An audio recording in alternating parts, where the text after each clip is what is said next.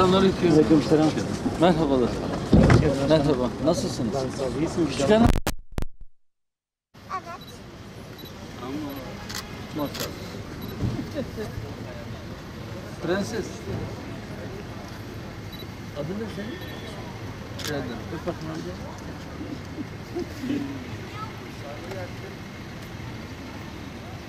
Hadi gel. Şimdi oyunlu kullanalım, tamam mı?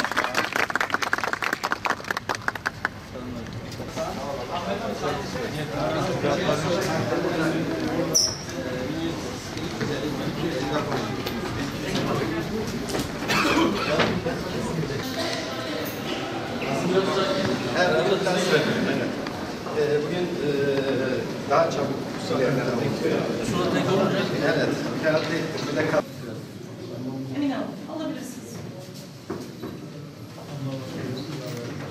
Merhaba, kolay gelsin. Şuraya diyeyim şu an.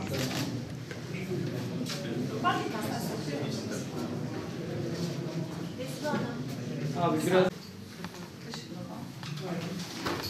Zekeriya Bey, çıkın.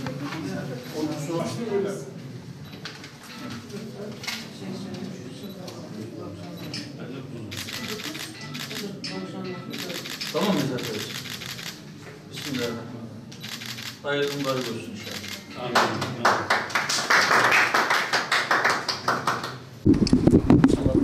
Hoş geldiniz. Benim siyaset eminlerinde. Öyle mi? Gelecek genel başkan olur mu? Tabii kolları olur mu? Başkanım.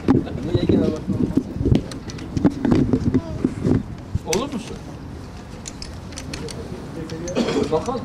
Ama siz de çalışmanız kolay mı? Malumlarınız olduğu üzere 14 Mayıs'ta sandık başına gittik. Parlamento seçimleri tamamlandı ama Cumhurbaşkanı seçimleri ilk turda hiçbir aday %50 aşamadığı için ikinci tura kaldı. Bugün de Cumhurbaşkanı seçiminin ikinci turu gerçekleşiyor. Bu ilk defa oluyor. Bu sistemde zaten ikinci seçim. Geçen seçimlerde yani 2018'de ilk turda tamamlanmış seçim. Hayırlı olsun.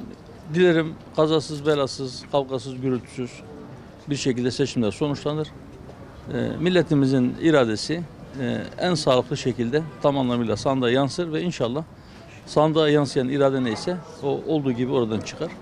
Sonuç ne olursa olsun sandıktan çıkan herkesin kabulü olmalı. Herkes bu sonucu kabullenmeli. Ben öyle inanıyorum ki milletimiz engin sağduyusuyla memleketimize, milletimiz için en hayırlı olanı takdir edecektir. Rabbim de en hayırlı olanı bizlere ulaştırsın. Hepinize teşekkür ediyorum. Hayırlı olsun, mübarek olsun inşallah. Al biraz daha. Biraz.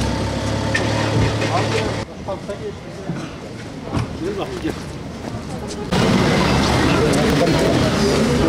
Ya Allah.